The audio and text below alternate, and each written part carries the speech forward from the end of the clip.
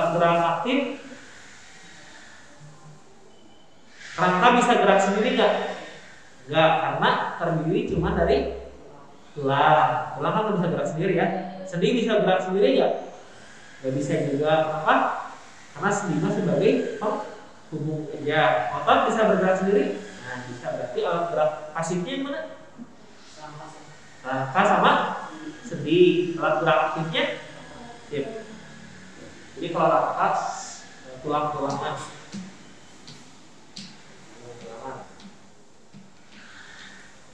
Jadi tulang dan sebagainya.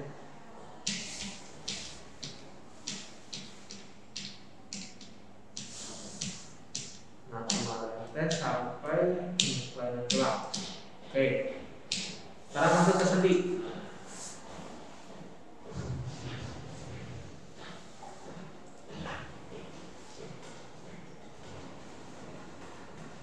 Sendi. Nah, sendi itu fungsinya sebagai apa? Nah, penghubung ya. Sendi mah dia fungsinya sebagai penghubung antara tulang. Jadi ibaratnya misalkan ini tulang paha nih, tulang paha sama tulang betis misalkan. Ini tulang paha, ini tulang betis, tulang dengan tulang bisa gerak sendiri? Gak bisa ya. Disatuin sama sendi. Nah, si sendi itu penghubung, akhirnya tulangnya bisa, kaki kita bisa nendang kiri ke kanan dan lain sebagainya. Itu disebabkan karena bantuan sendi. Bisa gerak gak? Belum, karena belum ada otot. Nanti digerakannya sama otot. Nah, si sendi itu yang menghubungkan ini. Yang menghubungkan adalah tulang paha sama tulang bawah. Ini kan kalau kita kayak gini, tulang paha, tulang bawah nggak akan gerak lah. Nah, dibantu sedikit sendi. Nah, minimal udah bisa gerak maju mundur, samping juga bisa. Seperti itu fungsinya.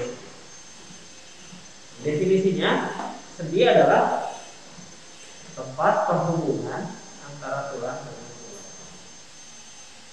Pembagian sendi berdasarkan kemampuan geraknya dibagi 3. Ada yang namanya sendi mati. Kalian ingat-ingat aja bahasa daerahnya aja. Ada sendi mati yang pertama, ada sendi kaku, ada sendi gerak. Kalau sendi mati apa? Dia menghubungi tulang sama tulang, tapi nggak bisa gerak sama sekali. Contohnya apa? Tulang tengkorak. Ini kan di sini ada tulang ubun-ubun ya, tulang ubun-ubun di depan, sama tulang kepala belakang. Kita gerakin bisa nggak? Nggak bisa ya.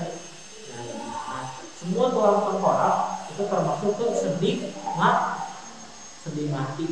Ya. Jadi mereka nggak bisa gerak sama sekali meskipun ada sendinya. Itu yang pertama. Yang kedua, sendi kaku. Ini namanya amfiartrosis. Sendi kaku apa definisinya? Bisa bergerak, tapi terbatas. Jadi dia geraknya nggak luas. Contohnya apa tuh? Ruas tulang belakang, tulang rusuk, tulang dada, tulang betis, tulang kaki. Contoh tulang belakang ini kan, kalian bisa ini sampai bawah nggak? Nggak bisa kan? Nah, itu contoh dari gerak. Jadi dari sendi kaku, geraknya cuma kita bisa bumbung sampai bawah? Nggak bisa juga. Itu contoh dari gerak terbatas. Ini ke kiri ke kanan juga. Kalau olahraga misalkan bisa sampai bawah banget? Enggak ya. Itu contoh.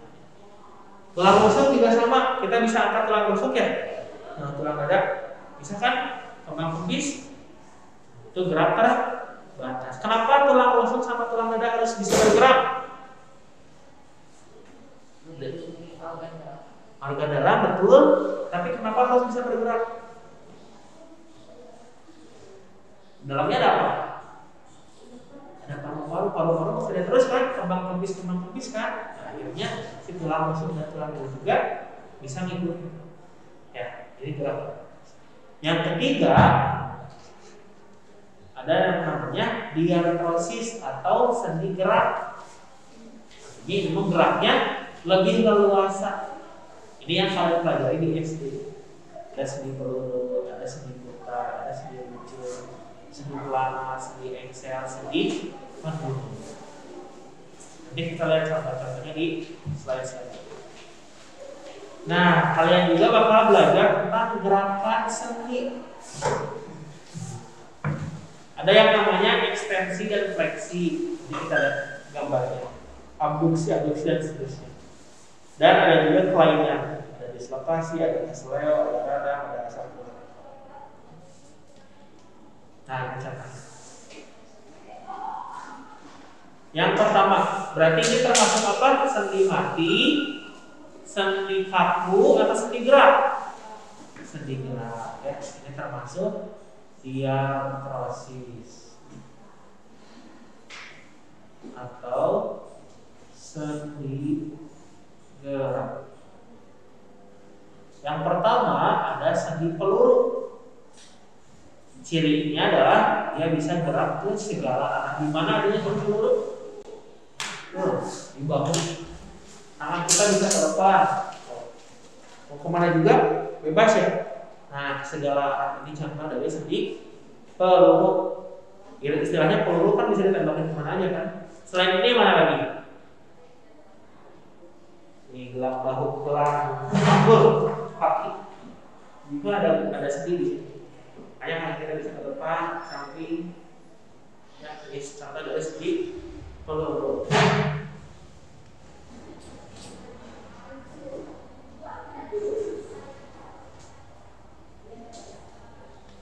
Lanjut, yang kedua ada sendi putar. Sendi putar gerakannya memutar. Contohnya apa? Bukan. Iya, jadi main memutarnya karena ininya. Nih, ini mutar. Tulang lengan atas sama tulang hasta sama tulang penukir. Memutar kan? Tulangnya gerak. Kan asalnya begini. Tuh, dibalikin. Ya, juga sama. Kiri kanan. Terus yang ketiga ada sendi luncur. Sendi luncur. Ini meluncur atau menggeser. Adanya di mana? Di pergelangan tangan. Ini contoh dari sendi luncur.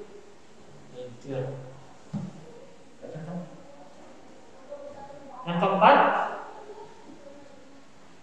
ada sendi pelana. Gerakannya dua arah. Contohnya apa?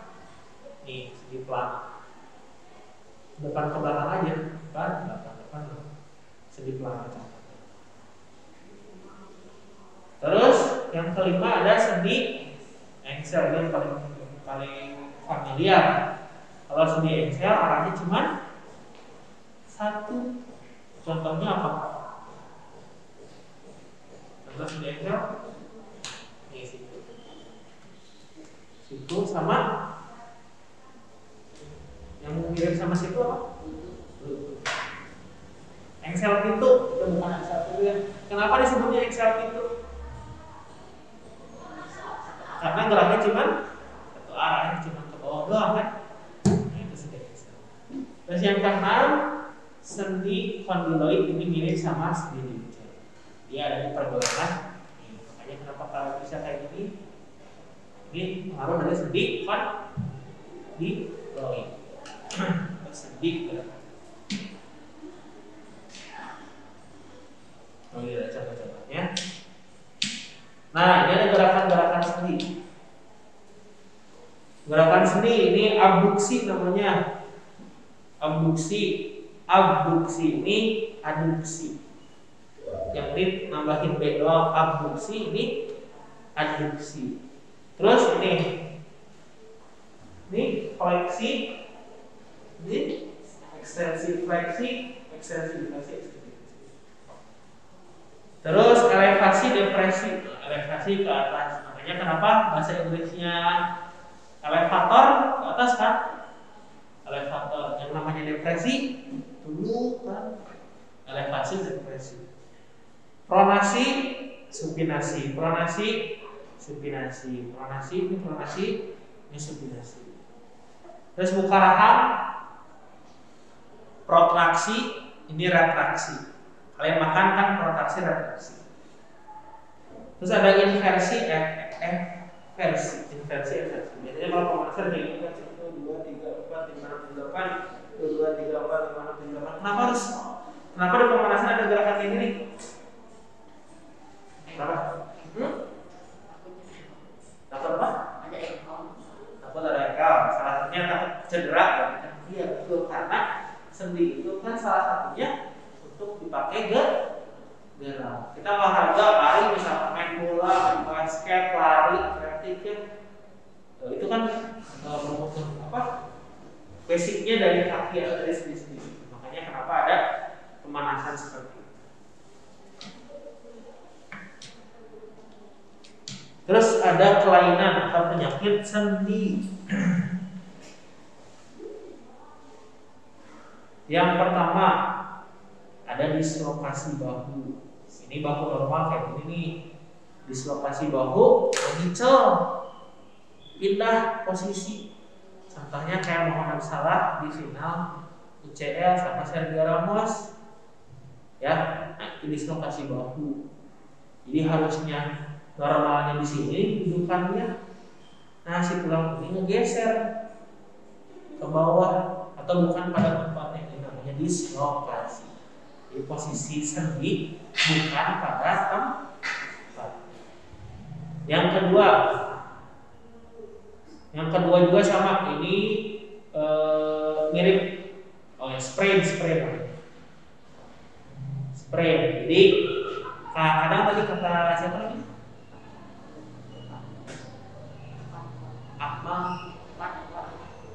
Fatwa. Kata fatwa isi engkelnya kena. Nah, ini terlalu menekan teing, ini nanti bakal terjadi sprain lateral ligamennya yang kena, jadi bengkak. Kan kalau misalkan kita ini juga kan harus terlalu dipaksakan kan? Kalau ditekan terus sobek, di bahasa fatwa engkelnya, tapi yang sobek adalah ligamennya. Dan kita juga nggak bisa, ini kayak ngedeketin itu kan sakit kan? Itu kelainan. Terus ada rematik artritis, umumnya lurus, tapi ada juga yang bengkok-bengkok. Itu pertama penyebabnya bisa jadi karena kekurangan kalsium atau emang ada penyakit sendi.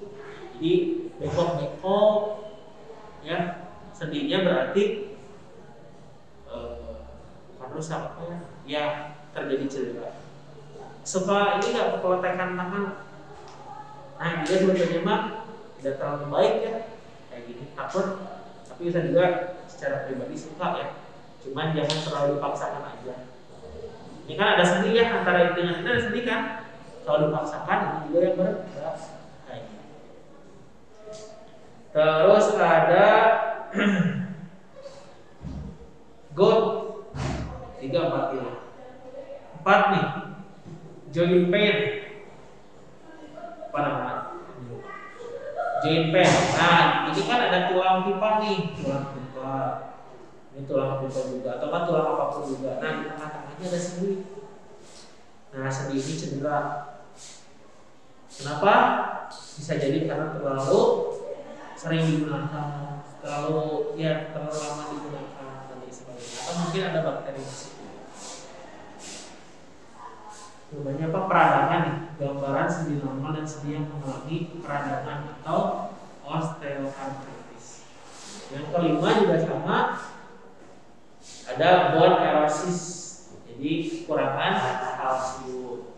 Nah, ketika kekurangan kalsium ini, asam urat bisa masuk ke bagian sendi. Ini namanya asam urat yang gout.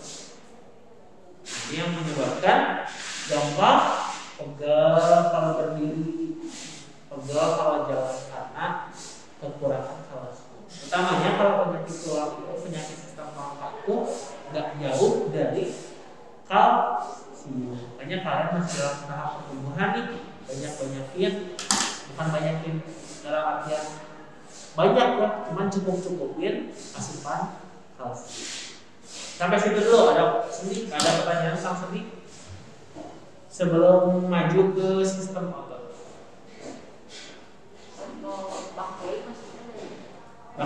misalnya bakteri itu, nah, contohnya kayak gini.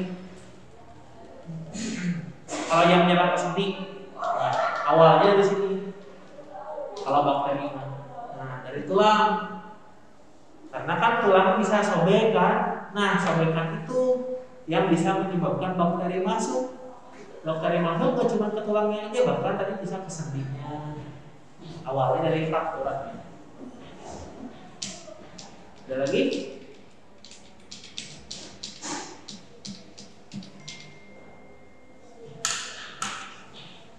Silakan.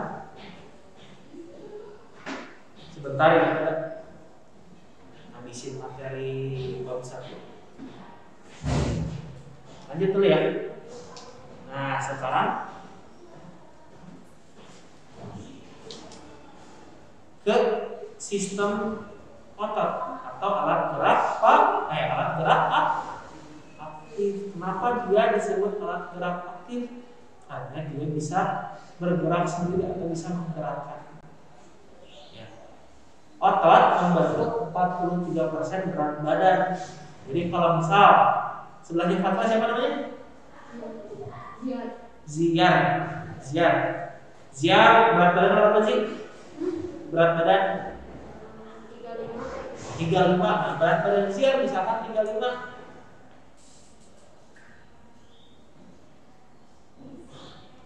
Tulisnya gini Ziar. Pakai Y. Oh, Ziad. Nah, pakai Y. Ini I kan? Ziad. Ya gila, apa masih Ziad ya? Ziad beratnya misalkan 35 kilo. Nah, 43% itu adalah otot. Yang otot Ziad 43%-nya tinggal kaliin aja 40%-nya kali 35 berarti kurang lebih 12 kiloan lah.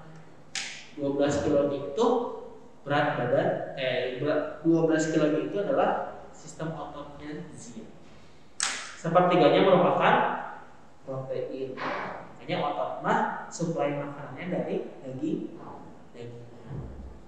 Setengahnya tempat terjadi aktivitas metabolik saat tubuh istirahat. Punya karakteristik nih, dia bisa berkontraksi.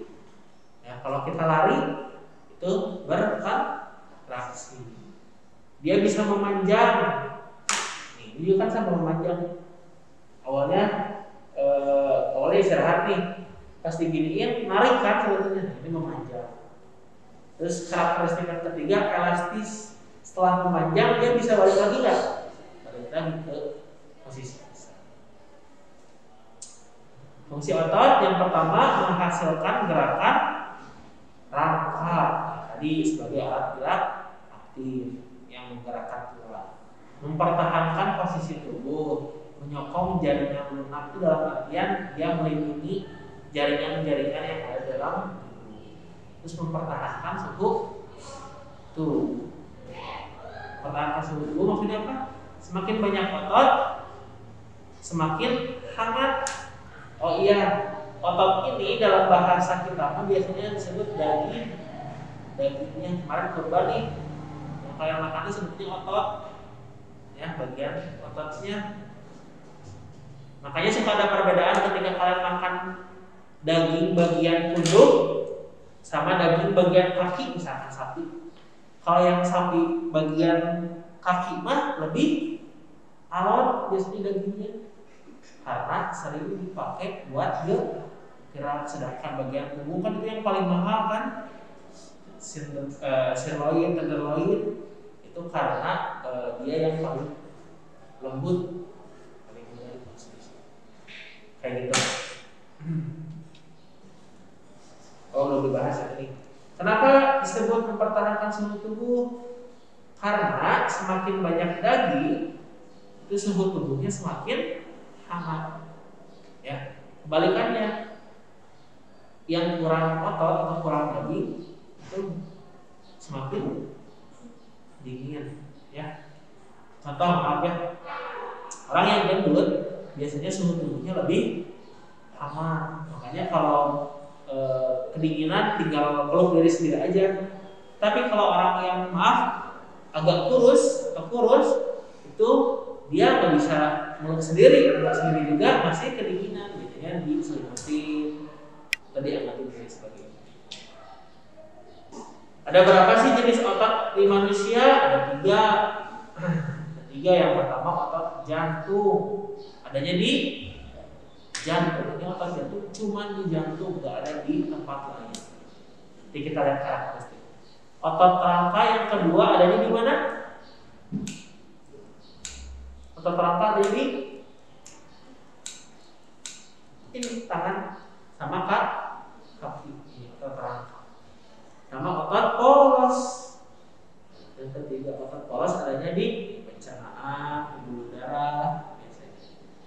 Dilihat dari gambarnya bentuknya beda-beda ya. Ini mah ada cabangnya tuh. Gambar si otot. Kalau yang rangka mah panjang-panjang, kalau yang polos mah nggak ada garis-garisnya. Bukan ada garis, rangka ada garis, jantung ada garis-garisnya. Nah otot polos mah yang nggak ada. Ini disebut otot. Ini perbedaannya. Kalau otot polos dia bentuknya polos, berinti satu di tengah, intinya satu di tengah, intinya satu di tengah. Bentuknya polos, nggak ada lurik-luriknya, nggak ada garis-garisnya. Kalau otot jantung, ototnya bercabang, intinya satu di tengah. Otot jantung bercabang, ada percabangannya, cabangannya. Intinya satu di tengah. Kalau otot lurik, ini otot lurik itu nama lain otot rangka.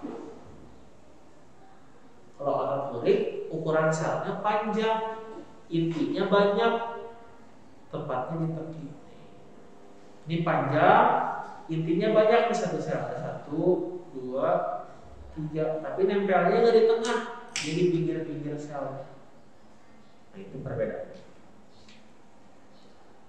Serabut ototnya tidak beraturan, otot polos tidak berluri. Ya tadi nggak ada garis-garisnya ya. Kalau otot jantung beraturan berluri. Ini luri. Ini juga sama luri. Nah yang polos nggak punya. Gerakannya yang otot polos lambat, tapi mampu lama.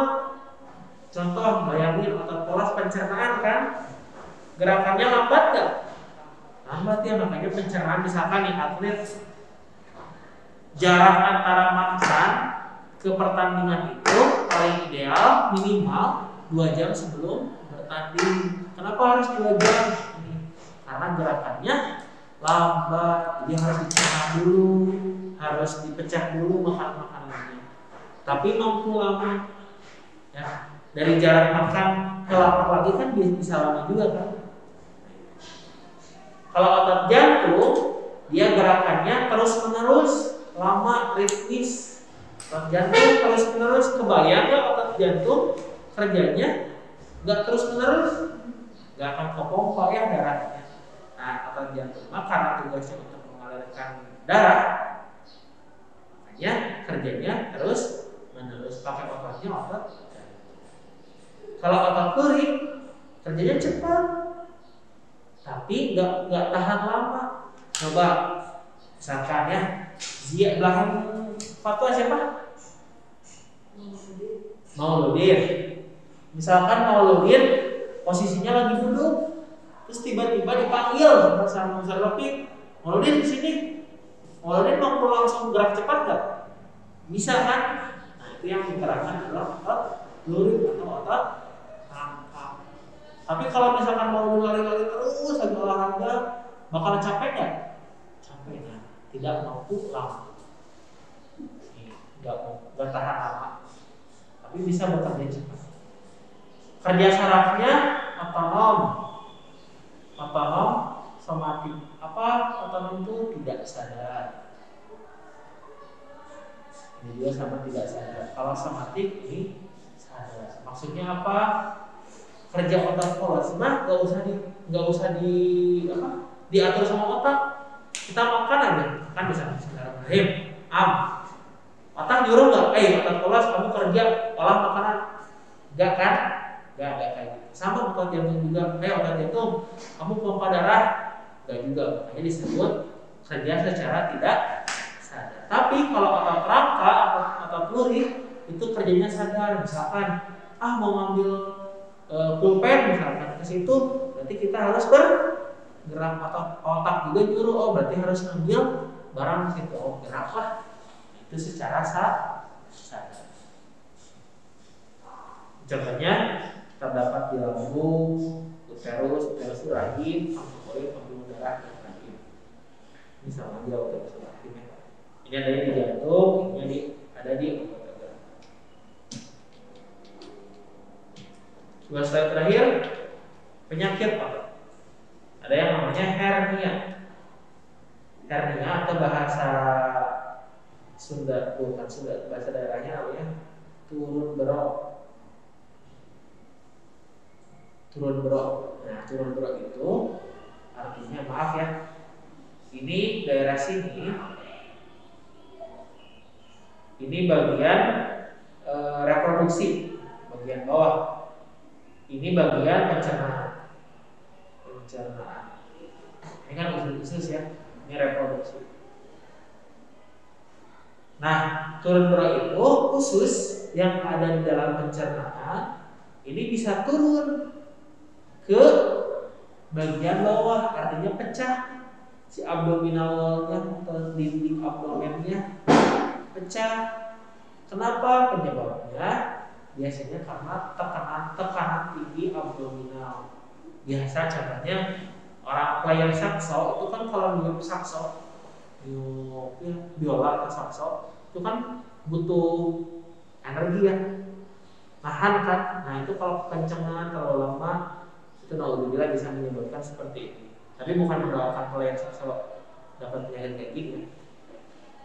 Terus usia tua penyebab dinding perut, atau mungkin lagi misalkan BAB, ngedarnya terlalu keras. Nah itu juga menyebabkan tekanan ke abdominalnya.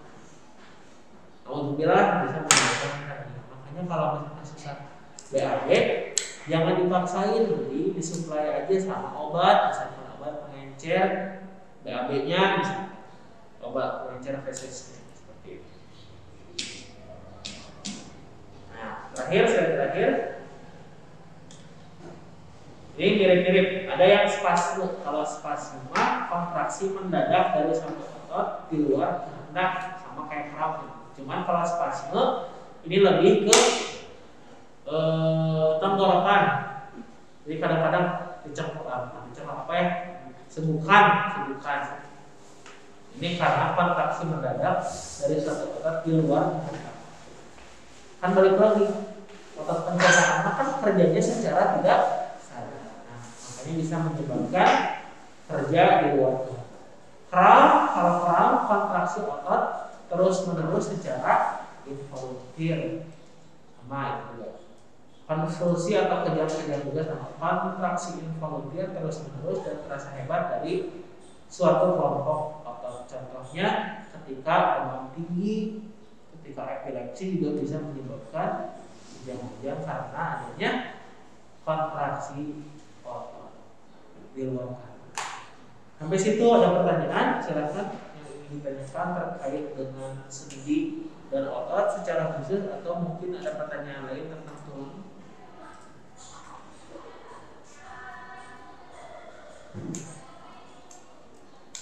Cukup? Mauludin? Cukup? Fatwa? Ziad? Yang belakangnya siapa? Safira. Cukup? Kalau cukup berarti dicukupkan sekian materi pembelajaran hari ini. Terima kasih atas perhatian dan partisipasinya. Mudah-mudahan bisa menjadi ilmu yang bermanfaat, khususnya untuk saya pribadi dan juga untuk kalian semuanya. Tetap semangat, jaga kesehatan. Sampai ketemu lagi di lain kesempatan. Assalamualaikum.